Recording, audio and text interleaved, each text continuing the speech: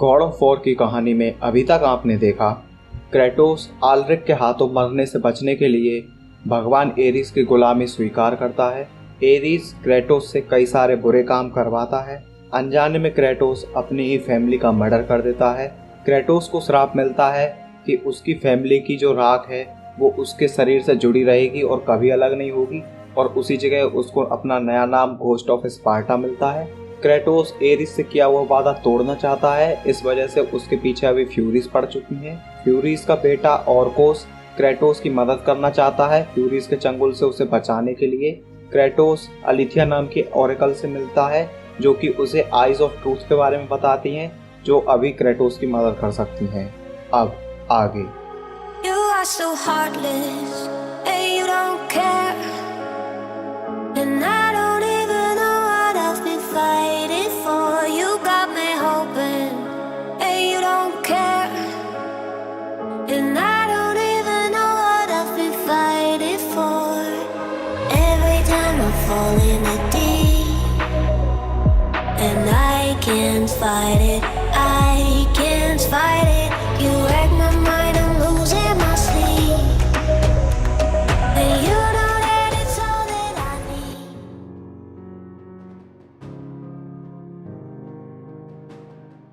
Kratos ice of truth को ढूंढते हुए अपने रास्ते पे आगे बढ़ ही रहा था, तभी उसे रास्ते में ऑर्कोस मिलता है।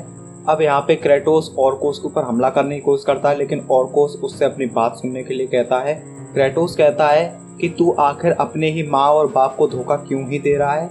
जैसा कि मैंने कहानी में तुम्हें बता दिया है पहले ही, ऑर्कोस की माँ फ्यूरीज हैं और उसका पिता भगवान एरीज है। अब यहाँ क्रेटोस यही जानना चाहता है कि ऑर्कोस आखिर उसकी मदद कर क्यों रहा है। अब यहाँ ऑर्कोस अपनी कहानी क्रेटोस के लिए बताता है। अब मैंने तुम्हारे लिए ऑर्कोस की कहानी ऑलरेडी ही इस गेम की जो सबसे पहली स्टोरी वीडियो बनाई थी मैंने फर्स्ट पार्ट में, उसमें बता चुका हूँ कि कैसे ऑर्कोस को पैदा ही फ्यूरीज ने और एरीज ने इसलिए किया था कि वो भगवान ज़्यूस को, जो कि भगवानों का राजा है, उसे उनके सिंहासन से हटा सके और एरीज उसके सिंहासन पर खुद बैठ सके। लेकिन ऑर्कोस उसके जो इरादे हैं उन्हें पूरा करने लायक ताकतवर नहीं था, इसलिए उन्होंने इसे एक ओथ कीपर बना दिया, जो कि अब लोगों की ओथ को बॉन्ड के तौर पे रखता है, जिससे कि अगर कोई भगवान से किए हुए वादे से मुकरे तो उसे ये सजा दे सके। यहाँ ऑर्कोस क्रेटोस के लिए बताता है कि ये आखिरी कसम जो क्रेटोस की थी, जिसे कि बांधा गया था, उसी कसम ने ऑर्कोस को जो है अपने ही माता पिता के खिलाफ बागी बना दिया है, क्योंकि क्रेटोस के खिलाफ एक बहुत ही खतरनाक साजिश की गई थी जिसके तहत क्रेटोस को गुलाम बनाया गया था। और ये कसम क्रेटोस ने भले ही खुद की मर्जी से खाई थी, लेकिन उसे इस चीज़ के लिए मजबूर किया गया था। अब यहाँ पे जैसे ही ऑर्कोस को अपने माता पिता के ऊपर थोड़ा सा शक होता है क्रेटोस की कसम को लेकर के, वो अलिथिया नाम की ओरेकल से जाके मिलता है। हाँ, वही ओरेकल जिसने अभी अभी क्रेटोस को बताया था कि आइस ऑफ ट्रूथ को ढूंढ। अब यहाँ पे जो ओरेकल है वो ऑर्कोस को उसके माता पिता का यानी कि एरीज और फ्यूरीज का जो है पूरा सच बता देती है कि आखिर उन्होंने कैसे बचपन से लेके अभी तक क्रेटोस को अपने काबू में रखा है। उन्होंने हमेशा से ही क्रेटोस को ऐसी परिस्थितियों में डाला है कि वो और मजबूत और ज़्यादा मजबूत होता चला जाए, और उन्होंने क्रेटोस को इस पॉइंट पे ला के छोड़ा था कि आखिरकार वो एरीज की गुलामी स्वीकार कर ले। और अब क्रेटोस एरीज की गुलामी ना छोड़ सके, इसलिए सभी की सभी फ्यूरीज ने और एरीज ने मिलकर के 3 ब्लड ओथ्स बनाई थी, जिन्हें कि क्रेटोस ने अनजाने में ही पूरा कर दिया था। जिसमें से पहली ओथ थी कि अपने दुश्मनों का खून बहाओ, और दूसरी कसम थी बेगुनाहों का खून बहाओ, जो कि एरीज ने क्रेटोस को ऑर्डर दे दे करके और कई सारे गांव को उजड़वाया था। तो क्रेटोस ने हाँ इनोसेंट्स का यानी कि बेगुनाहों का भी खून बहाया था। और आखिरी कसम थी कि अपने ही परिवार का खून बहाओ। जी हाँ, अब क्योंकि क्रेटोस ये सोच रहा था ना कि उसकी फैमिली आखिर उस मंदिर में कैसे पहुंची जहाँ उसके हाथों उसकी फैमिली का मर्डर हुआ, तो वो कोई और नहीं बल्कि एरीज ही था जिसने कि क्रेटोस की फैमिली को वहाँ पे रख दिया था। और यहाँ क्रेटोस ने अनजाने में ही अपनी फैमिली को मार दिया। तो यहाँ अनजाने में ही क्रेटोस ने तीनों कस्में पूरी कर दी, दुश्मनों का खून बहाना, मासूमों का खून बहाना और परिवार का खून बहाना। क्योंकि क्रेटोस को अब यहाँ तक की जो है धुंधली धुंधली सी यादें ही थी, क्योंकि उसकी याददाश्त को जो है फ्यूरीज ने खराब कर दिया था। तो अब जब यहाँ पे ऑर्कोस उसे थोड़ी थोड़ी याद दिला रहा है, तो उसे थोड़ा सा याद आने की वजह से क्रेटोस यहाँ भड़क जाता है और गुस्से में बोलता है कि मुझे तेरी मदद नहीं चाहिए, मुझे जो करना है मैं अकेले कर लूँगा। और ऑर्कोस भी यहाँ अभी क्रेटोस से गुस्सा होकर के चला जाता है। अब फाइनली क्रेटोस उस शिप की मदद से डेलोस तक पहुंच जाता है। जी हाँ, उसी जगह जहाँ पे वो लैंटर्न है और उस लैंटर्न में आइज ऑफ ट्रूथ हैं। लेकिन वहां पहुंचते ही फ्यूरीज क्रेटोस के ऊपर हमला कर देती हैं, जिनमें से एक फ्यूरी एक समुद्री राक्षस का रूप ले लेती है और क्रेटोस से फाइट करती है। तीनों फ्यूरीज में से एक फ्यूरी का क्रेटोस यहाँ पे हाथ काट देता है।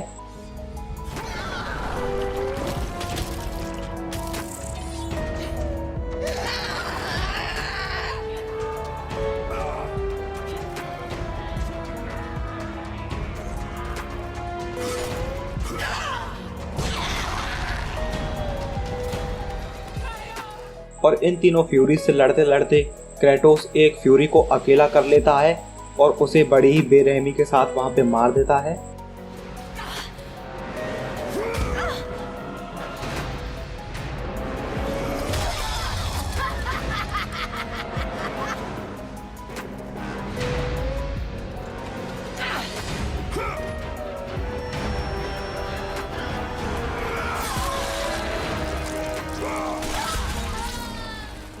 यहाँ तभी सभी की सभी फ्यूरीज की जो रानी है वो आ जाती है और क्रेटोस को वहीं पे जकड़ लेती है और अब क्रेटोस से कहती है कि तुझे अपनी कसम पूरी करनी ही होगी, एरिस की गुलामी करनी ही होगी।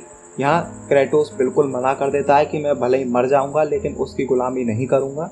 तभी हम देखते हैं कि जिस फ्यूरी को क्रेटोस ने मारा था वो कुछ और नहीं बल्कि क्रेटोस का एक भ्रम था जिससे कि वो लड़ रहा था, और जिस फ्यूरी को क्रेटोस ने मारा था वो असलियत में जिंदा थी। लेकिन जिस फ्यूरी का क्रेटोस ने हाथ काटा था वो बिल्कुल ही असली फ्यूरी थी और अब यहाँ वो बिना एक हाथ के ही क्रेटोस पर गुस्सा हो रही थी, लेकिन फ्यूरीज की रानी ने उसे रोक लिया। यहाँ सभी की सभी फ्यूरीज मिलकर के क्रेटोस को अपने साथ ले जा पाती। उससे पहले ऑर्कोस वहाँ पे आ जाता है और क्रेटोस को वहाँ से लेकर के फरार हो जाता है। यहाँ पे ऑर्कोस क्रेटोस के लिए एक आर्टिफैक्ट देता है जिसकी मदद से वो फ्यूरीज की जकड़ से छूट सकता है और उसे बताता है कि अब क्रेटोस को नया रास्ता जो है ढूंढना होगा, क्योंकि फ्यूरीज ने जो पुराना रास्ता था वो तोड़ दिया है। अब यहाँ क्रेटोस एक नया रास्ता ढूंढ भी लेता है और उन आइज तक पहुंच भी जाता है। तभी यहाँ पे ऑर्कोस आ जाता है और क्रेटोस के लिए आइज ऑफ ट्रूथ के बारे में पूरी सच्चाई बताता है। वो आइज किसी और की नहीं बल्कि अलिथिया की ही थी। यहाँ ऑर्कोस बताता है कि जैसे ही ऑर्कोस को और अलिथिया को एरीज और फ्यूरीज के प्लान के बारे में पता लगा था, वो ज़्यूस को चेतावनी देने के लिए जाने वाले थे, लेकिन एरीज को ऑर्कोस के बारे में पता लग गया और फ्यूरीज को उनके पीछे भेज दिया। यहाँ फ्यूरीज ने अलिथिया की दोनों आंखों को बहुत ही बेरहमी से निकाल लिया और उसे उसी के मंदिर में कैद कर दिया, जिससे कि अभी ज़्यूस को कभी भी कोई भी वॉर्न न कर पाए एरीज के प्लान के बारे में। और यहाँ पे ऑर्कोस बताता है कि उनके प्लान के सक्सेस होने के लिए क्रेटोस का एरीज की गुलामी करना बहुत ज़्यादा ज़रूरी है, क्योंकि बिना क्रेटोस के वो ज़्यूस को उसके सिंहासन से नहीं हटा सकते। लेकिन क्रेटोस यहाँ पे बिल्कुल मना कर देता है कि अगर एरीज ने उसे पकड़ भी लिया तो वो कभी भी उसकी मर्जी के खिलाफ उससे कुछ नहीं करवा पाएगा। यहाँ ऑर्कोस क्रेटोस को छोड़ के जाता ही है, लेकिन तभी वहाँ पे फ्यूरीज आ जाती हैं और हम देखते हैं कि ऑर्कोस को भी उन्होंने पकड़ लिया है। यहाँ फ्यूरीज फिर से क्रेटोस को एक बार जकड़ देती हैं। आर्टिफैक्ट की मदद से क्रेटोस वहाँ से अलग भी होता है, लेकिन फिर से उसे वहाँ पे बांध दिया जाता है और उससे आर्टिफैक्ट छीन लिया जाता है। अब यहाँ पे तीनों की तीनों फ्यूरीज मिल करके क्रेटोस को बांध करके हेकेटोंक्रीज पे लेके आती हैं। हाँ, वही टाइटन जिसको कि फ्यूरीज ने जेल के तौर पे बदला था, जैसा कि मैंने तुम्हें कहानी के बिल्कुल शुरुआत में बताया था। अब इसी जेल में क्रेटोस को यहाँ पे रखा जाता है और कई दिनों तक उसे टॉर्चर भी किया जाता है, जिससे कि वो एरीज की गुलामी स्वीकार कर ले। लेकिन कई दिनों के बाद जब वो एक हाथ वाली फ्यूरी क्रेटोस को फिर से टॉर्चर कर रही थी, तो क्रेटोस मौका देख करके उसे फंसा लेता है और उसे नीचे पटक देता है।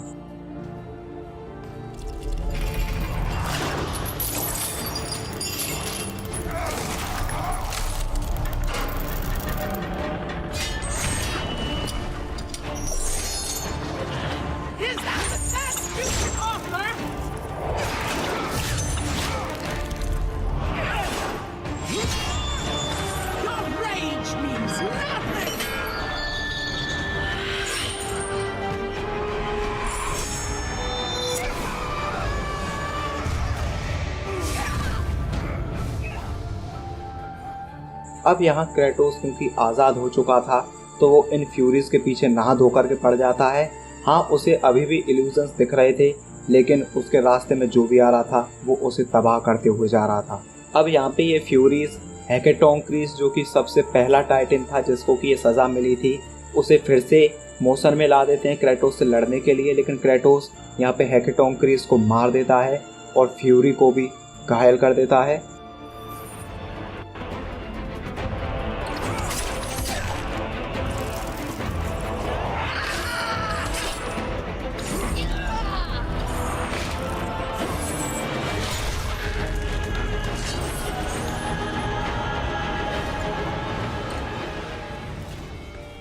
अब यहाँ पे क्रेटोस अपनी जर्नी में आगे बढ़ता है, लेकिन तभी उसे फिर से एक और इल्यूजन दिखता है जहाँ पे उसकी आर्मी का जो जनरल था क्रेटोस को सम्मानित करने वाला था।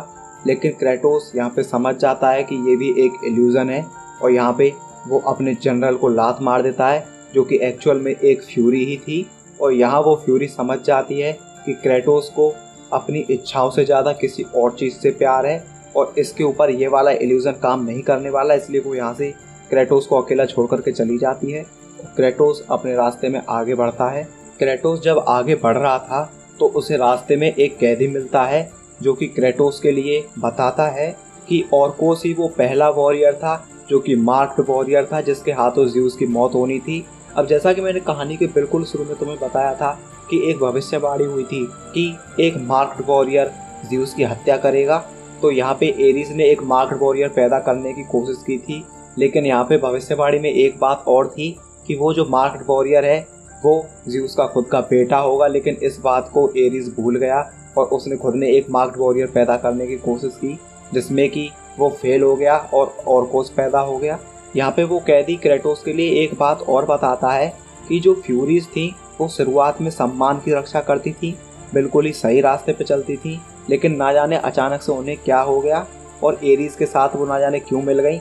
उनका कुछ ना कुछ तो लेना देना आखिर में है। या क्रेटोस बोलता है ऑर्कोस ने इस वजह से अपने परिवार को धोखा नहीं दिया, लेकिन कैदी बोलता है हाँ उसने दिया, लेकिन वो धोखा उसने तेरी वजह से दिया और अब तू उससे मदद ले रहा है। अब यहाँ पे क्रेटोस अपनी जर्नी में फिर से आगे बढ़ता है और क्योंकि उसकी याददाश्त खराब हो रखी थी तो वो बार बार कई चीज़ें भूल भी रहा था। और जर्नी में आगे बढ़ते हुए उसे फिर से एक झोंपड़ी दिखती है जो कि उसका घर ही होता है। उस झोंपड़ी में घुस करके क्रेटोस देखता है कि उसकी बेटी एक बेड पे लेटी हुई है और चैन से सो रही है। क्रेटोस उसके पास जाकर के बैठता है और गॉड ऑफ वॉर की हिस्ट्री में हम पहली बार क्रेटोस को मुस्कुराते हुए देखते हैं। तभी क्रेटोस के पीछे से उसकी वाइफ आती है और कहती है कि तुम उससे सुबह बात कर लेना, फिलहाल मेरे साथ चलो। क्रेटोस अपनी वाइफ के साथ अलग जाता है, लेकिन उसे बहुत जल्दी समझ आ जाता है कि ये असलियत नहीं है।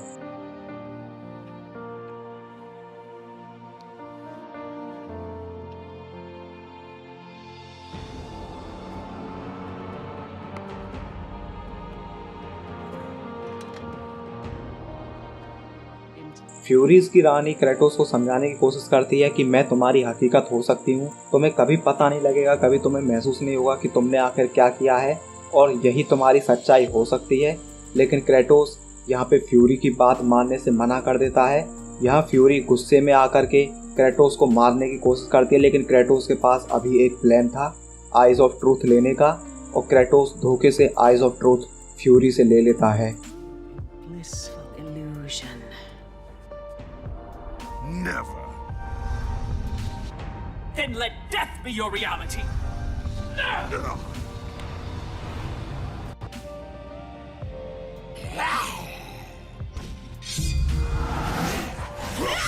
What is the meaning of this?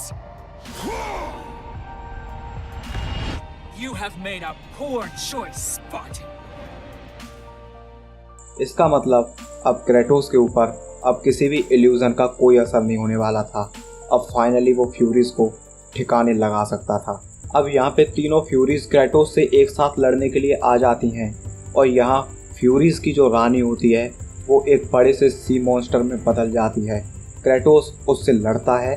Kratos उस बड़ी सी मॉन्स्टर से यानी कि फ्यूरीज की जो रानी थी उससे लड़ ही रहा था, लेकिन तभी उसके ऊपर एक और फ्यूरी अटैक कर देती है और क्रेटोस उसे ठिकाने लगा देता है।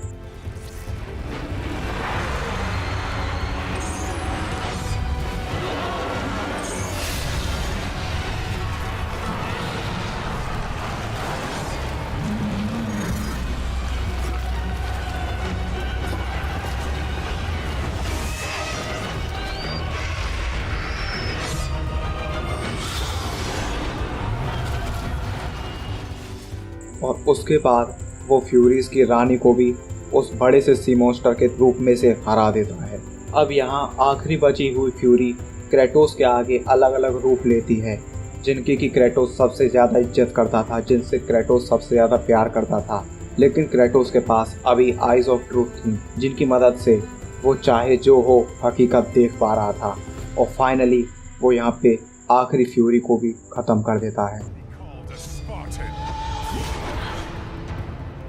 I lost everything because of you.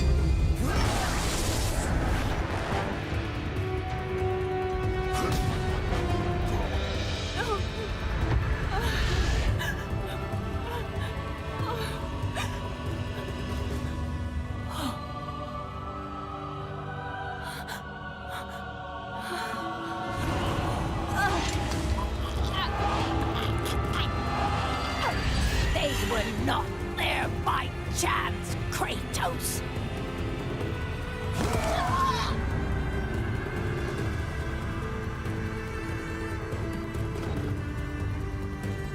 You think you want truth? But truth will only bring you pain!